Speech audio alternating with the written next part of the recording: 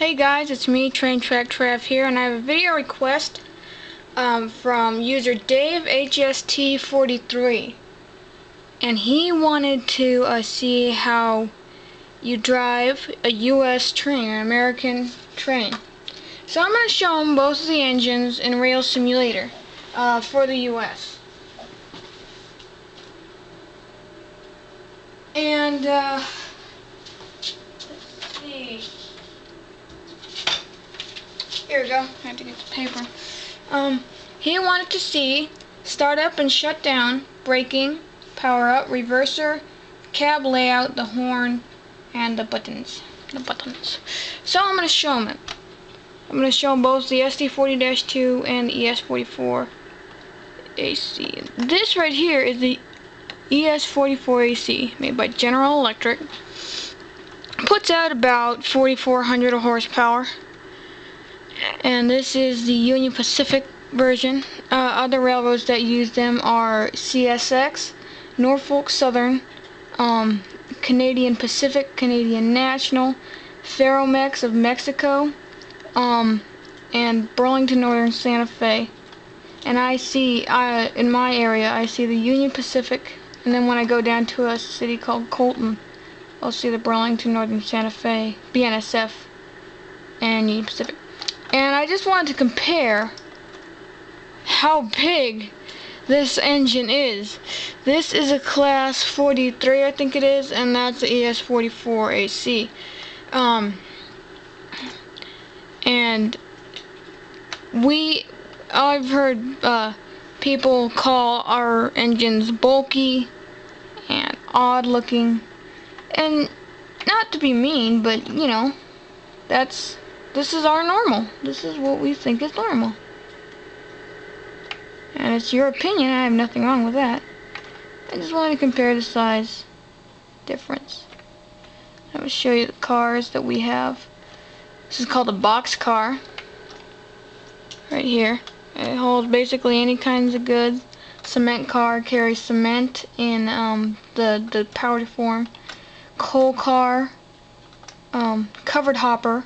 It's used for carrying grain, salt, stuff like that.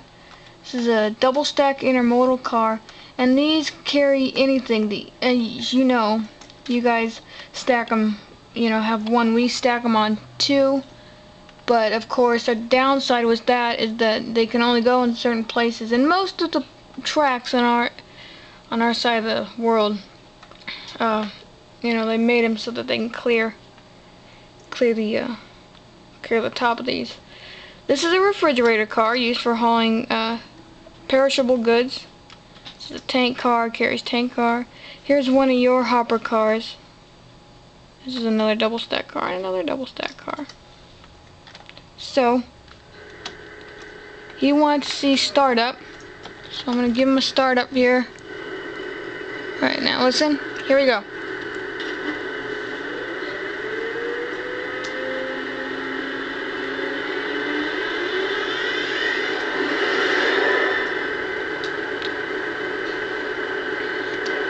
Now, you want to see cab layout. Here is the inside of the ES44AC. We have two on these engines. There's actually only one screen, I believe. And what you see here shows how much amperage we're putting out, brake pressure, and the brake lines, all kinds of stuff. This shows our speed, and under that, there's also a digital display and an analog display. Here we have, this is dynamic braking. So I think some of your trains have dynamic braking. What it is it's basically the traction motors. It's the traction motors put into reverse, and it sucks power from the traction motors, making the wheels harder to turn. And the throttle is right here, and this horn. Alerter reset, it keeps you awake, goes off every 30 seconds, and you have to hit that button. And also, moving the throttle or moving any buttons will reset the alerter. We have bells on our trains, and whenever you pull, whenever you activate the horn, the bell will start. And sand.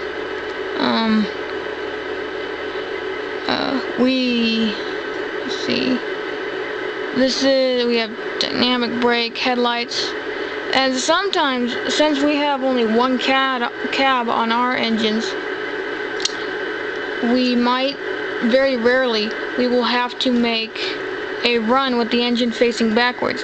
And in that case, we will use the rear end headlights.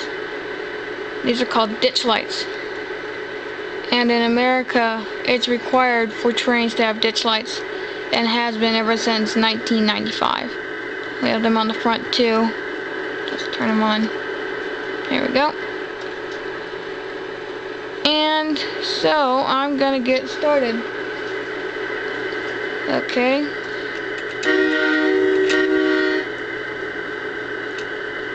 Alright, let's see. Move the reverser forward. Alright. Throttle 1.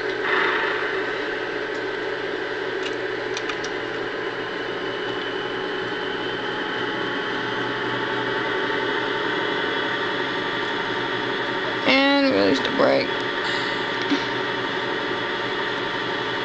Wrong one.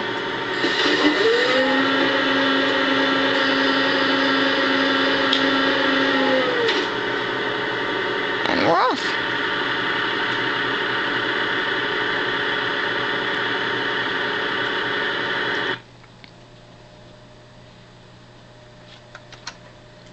And here is a run by.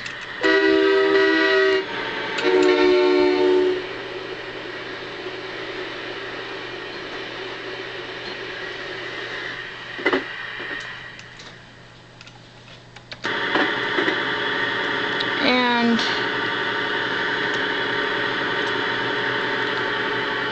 now I'm going to power down.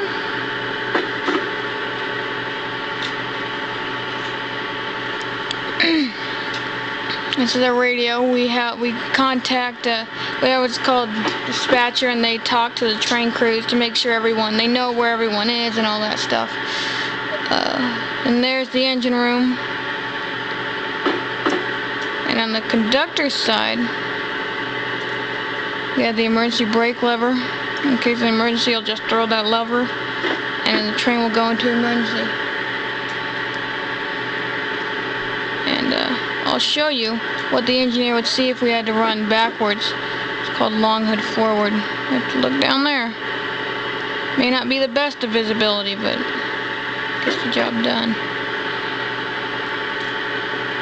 This will be a two-part, apparent, obviously.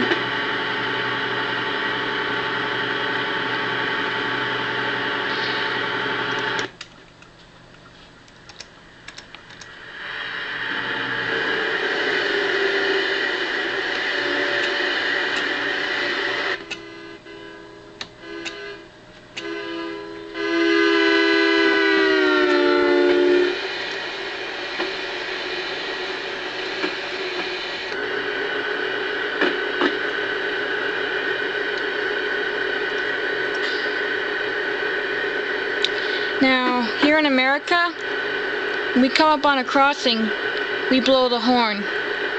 We do two longs, a short blast, and a long blast. And that's regulation unless we're in a quiet zone where they don't blow the horn.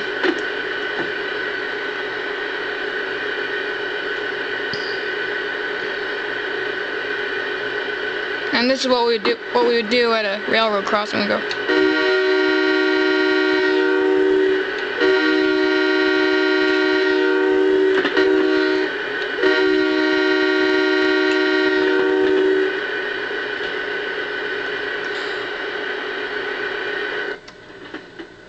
And I derailed it.